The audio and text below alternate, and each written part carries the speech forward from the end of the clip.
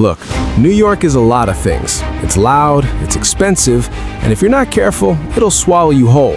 But if you catch it at the right angle, at sunset on a BMX bike, with the right track playing in your ears, it's the only place on earth that feels like it's vibrating on the same frequency as your soul.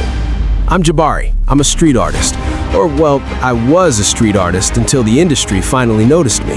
I spent years tagging my character, Mr. Rager, all over the concrete canvas of this city. Then suddenly, I'm moving into this massive glass-walled loft in Manhattan because a big-time publisher at Cosmic Comics wants to turn my Rager into a franchise. I thought I had it all figured out. I told myself I didn't have time for the distractions. No dating apps, no messy entanglements, just me, my bike, my weed, and the work. My boys, Jimmy and Kai, were right there with me, feeding me all kinds of worldly advice that mostly involved staying single and staying high. Then there was Carmen, my ex. We ran into each other right as I was moving in, and for a second, I slipped.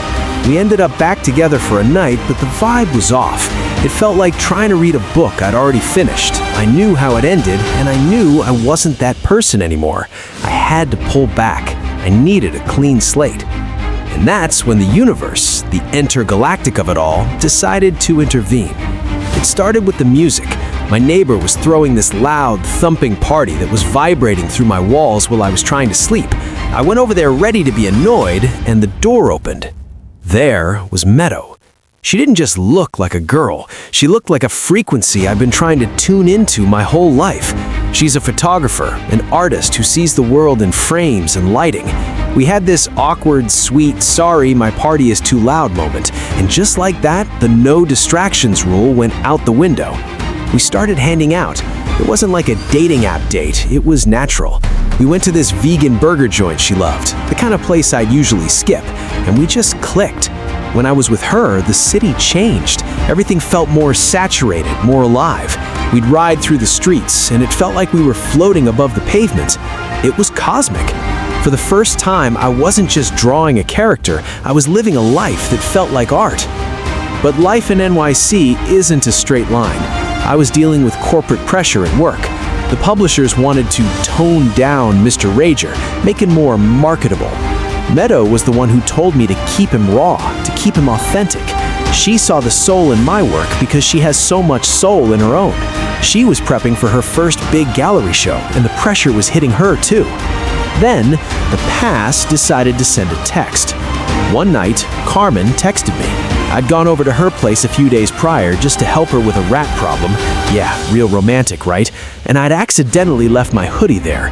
She sent a photo of herself wearing it, looking a little too comfortable.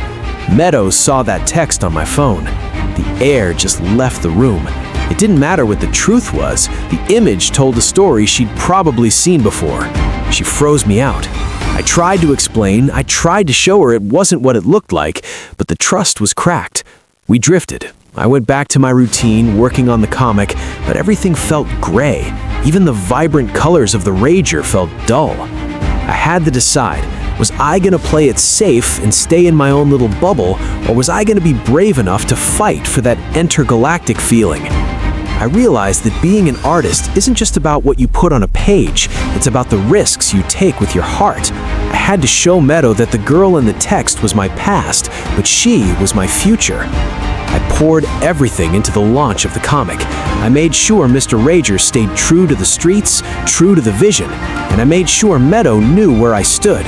We both had our big moments, her gallery opening, my comic launch, and in the middle of all that noise, we found our way back to each other. Now, when I look at the city, I don't just see tags and concrete, I see possibilities. I see the music.